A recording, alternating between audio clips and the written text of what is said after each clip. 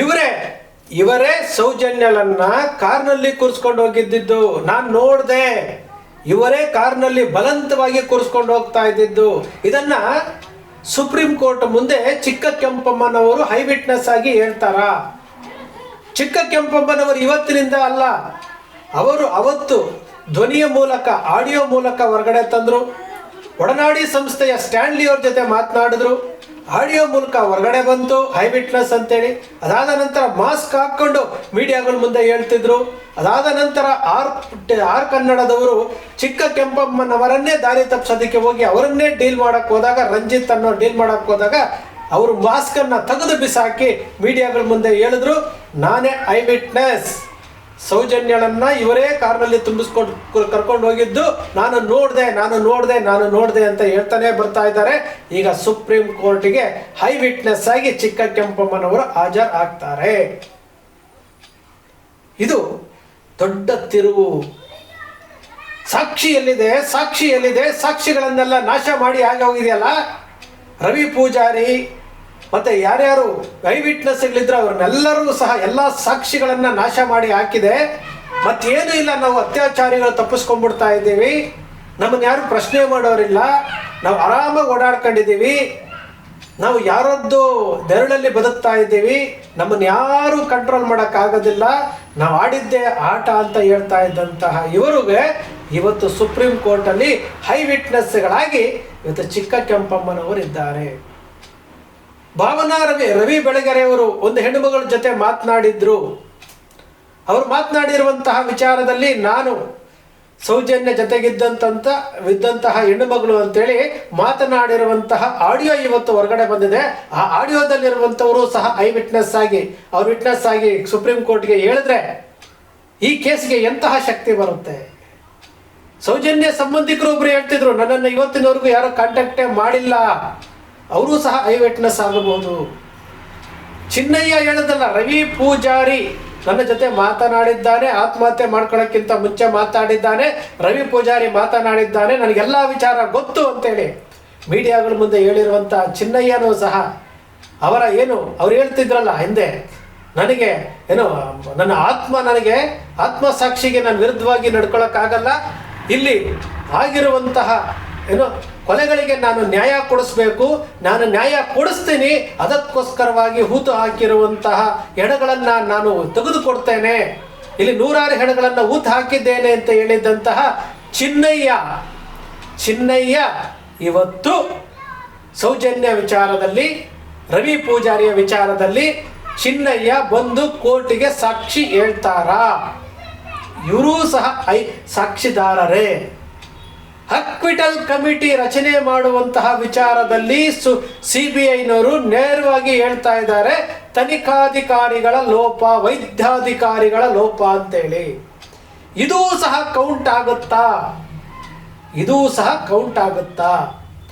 ನೋಡಿ, ಎಲ್ಲವೂ ಮುಚ್ಚಾಕ್ಬಿಟ್ಟಿದ್ದೀವಿ, ನಮ್ಮನ್ನು ಯಾರು ಏನೂ ಕೇಳಕ್ಕಾಗೋದಿಲ್ಲ ಅಂತ ಹೇಳ್ತಾ ಇದ್ದಂಥವರು ಇವತ್ತು ಈ ಸಾಕ್ಷಿಗಳು ಯಾವತ್ತು ಕೋರ್ಟಿಗೆ ಬರುತ್ತೆ, ಅವ್ರು ಏನು ಹೇಳ್ತಾರೆ, ನಮ್ಮ ಬಂಡವಾಳ ಎಲ್ಲ ಬಯಲಾಗೋಗುತ್ತೆ, ಈ ವಿಚಾರಗಳನ್ನು ಹಿಡ್ಕೊಂಡು ಇವತ್ತು ಅವರ ಎದೆಯಲ್ಲಿ ಗಡ ಅಂತ ನಡುಕ ಶುರುವಾಗಿದೆ.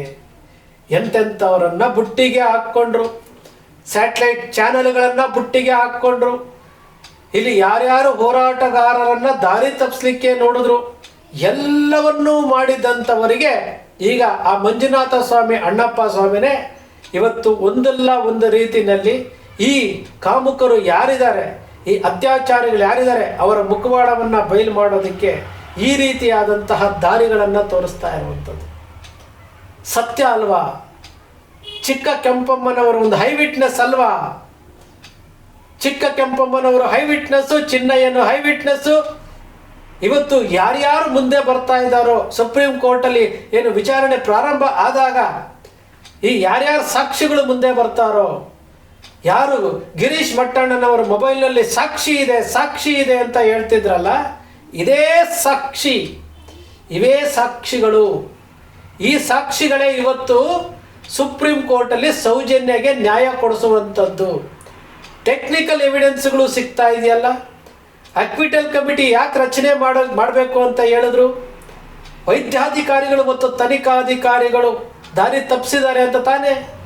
ಎಲ್ಲವೂ ಸಹ ಹೊರಗಡೆ ಬರುತ್ತಲ್ಲ. ಸಂತೋಷ್ ರಾವೇ ಅತ್ಯಾಚಾರಿ ಆಗಿದ್ದರೆ ಸಂತೋಷ್ ರಾವ್ನನ್ನು ವಿಚಾರಣೆ ಮಾಡಬೇಕು. ರುದ್ರಮುನಿಯವರು ಏನಾದರೂ ದಾರಿ ತಪ್ಪಿಸಿದ್ರೆ ಅವರನ್ನು ವಿಚಾರಣೆ ಮಾಡಬೇಕು. ಮತ್ತು ಯಾರು ಯೋಗೀಶ್, ತನಿಖಾಧಿಕಾರಿ ಯೋಗೀಶರ ಮೇಲೆ ತನಿಖೆ ಮಾಡಬೇಕು. ರಶ್ಮಿಯವರಿದ್ದಾರೆ, ಆದಮ್ ಅವರು ತೀರ್ಕೊಂಡ್ರು, ರಶ್ಮಿಯವರಿದ್ದಾರೆ, ಅವ್ರಿಗೂ ತನಿಖೆ ಆಗಬೇಕು. ಎಲ್ಲ ತನಿಖೆ ಆದರೆ 100% ಸೌಜನ್ಯಗೆ ನ್ಯಾಯ ಸಿಗುತ್ತೆ. ಇದೇ ಐ ವಿಟ್ನೆಸ್. ಇದನ್ನೇ ಚಿಕ್ಕ ಕೆಂಪಮ್ಮನವರು ಹೇಳ್ತಾ ಇದ್ದಿದ್ದು. ನನ್ನ ಕಡೆಯಿಂದ ಆ ಹೆಣ್ಣು ಮಗಳಿಗೆ ನ್ಯಾಯ ಸಿಗುತ್ತೆ, ಸಿಗೋವರೆಗೂ ನಾವು ಬಿಡೋದಿಲ್ಲ ಅಂತೇಳಿ ಒಡನಾಡಿ ಸಂಸ್ಥೆಯಿಂದ ಹಿಡಿದು ಇವತ್ತಿನವರೆಗೂ ಅದನ್ನೇ ಹೇಳ್ತಾ ಇದ್ದಾರೆ. ಆ ಹೆಣ್ಣು ಮಗಳಲ್ಲಿರುವಂತಹ ಧೈರ್ಯ ಇದೆಯಲ್ಲ, ಅದು ಬೇರೆಯವರಿಗೂ ಒಂದು ಮಾದರಿ ಆಗಬೇಕು. ಸತ್ಯ ಗೆಲ್ಲಬೇಕು ಅಂತೇಳಿ ಹೊರಟಿರುವಂಥ ಆ ಹೆಣ್ಣು ಮಗಳಿಗೆ ನಾವು ಮಾದರಿ ಆಗಬೇಕು. SIT ಅವರು ಕೊಟ್ಟಿದ್ದಂತಹ ಆಮಿಷಗಳು, SIT ಅವರು ನಡೆದುಕೊಂಡಂತಹ ರೀತಿಯಲ್ಲಿ ನೇರವಾಗಿ ಚಿಕ್ಕ ಕೆಂಪಮ್ಮನವರು ಜನರ ಮುಂದೆ ಹೇಳಿದ್ರಲ್ಲ, ಇದು ಸತ್ಯಮೇವ ಜಯತೆ ಅಂತ ಹೇಳ್ತೀವಲ್ಲ, ಎಲ್ಲ ಒಂದು ಕಡೆ ಸತ್ಯವನ್ನು ಉಳಿಸೋದಕ್ಕೆ ಚಿಕ್ಕ ಕೆಂಪಮ್ಮನಂಥವರು, ಬಾಲನ್ ಅಂತವರು, MR ಬಾಲಕೃಷ್ಣ ಅಂತವರು, ಮೋಹಿತ್ ಅಂತವರು, ಇವರೆಲ್ಲರೂ ಸಹ ಇವತ್ತು ಒಬ್ಬರಿಂದ ಒಬ್ಬರಿಗೆ ಒಗ್ಗೂಡಿಕೊಂಡು ಆ ಹೆಣ್ಣು ಮಗಳಿಗೆ ನ್ಯಾಯ ಕೊಡಿಸೋದಕ್ಕೆ ಬಂದಿರುವಂಥವ್ರು.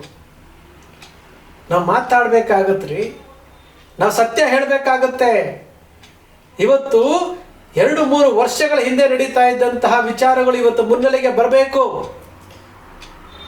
ಬರಬೇಕು. ಚರ್ಚೆ ಆಗ್ತಾ ಇರುವಂತಹ ವಿಚಾರಗಳು ಮುನ್ನೆಲೆಗೆ ಬರಬೇಕು. ಎಲ್ಲರೂ ಸಹ ಮರೆತು ಹೋಗ್ಬಿಡ್ತಾರೆ. ಶಾರ್ಟ್ ಮೆಮೊರಿ ಮರೆತು ಹೋಗ್ಬಿಡ್ತಾರೆ. ಆ ಮೆಮೊರಿಗಳನ್ನೆಲ್ಲ ಮತ್ತೆ ತರಬೇಕು. ಯಾವತ್ತು ಸಮೀರ್ ವಿಡಿಯೋ ಮಾಡಿದ್ರು ಅವತ್ತು ಎದ್ದು ಕೂತ್ಕೊಂಡಂಥವರು ಇವತ್ತು ಮಲಕ್ಕೊಂಡಿದ್ದಾರೆ. ಈಗ ಸುಪ್ರೀಂ ಕೋರ್ಟ್ಗೆ ಹೋಗಿದೆ ಕೇಸು. ಸುಪ್ರೀಂ ಕೋರ್ಟ್ಗೆ ಹೋಗಿರೋದ್ರಿಂದ ಇದಕ್ಕೆ ಒಂದು ಜೀವ ಬಂದಿದೆ, ನ್ಯಾಯ ಸಿಗುತ್ತೆ.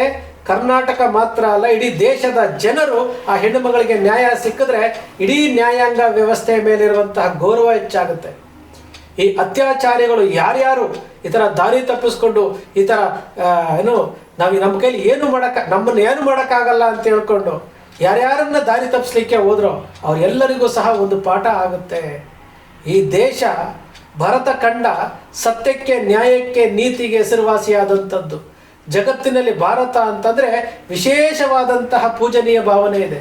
ಇಂಥದ್ರಲ್ಲಿ ಇಂತಹ ಕಾಮುಕರು, ಇಂತಹ ಅತ್ಯಾಚಾರಿಗಳು ಇವರು ಮಾಡಿ ತಲೆ ಮುರಿಸ್ಕೊಂಡಿದ್ದಾರಲ್ಲ 13 ವರ್ಷದಿಂದ, ಇವರ ಮುಖವಾಡವನ್ನು ಬಯಲು ಮಾಡಬೇಕಲ್ಲ. ಮಾಡುವಂಥ ಕೆಲಸ ಈ ಮಂಜುನಾಥ ಸ್ವಾಮಿ, ಅಣ್ಣಪ್ಪ ಸ್ವಾಮಿಯವರ ಮೂಲಕ ಇಷ್ಟು ಆಗ್ತಾ ಇದೆ. ಸ್ನೇಹಿತರೆ, ನಿಮ್ಮ ಅಕ್ಷರ ಮೀಡಿಯಾ ಸೃಷ್ಟಿ ಮಾಡೋದಿಲ್ಲ, ಕಲ್ಪನೆ ಮಾಡೋದಿಲ್ಲ, ವಾಸ್ತವದ ವಿಚಾರವನ್ನು ವಿಶ್ಲೇಷಣೆ ಮಾಡುತ್ತೆ.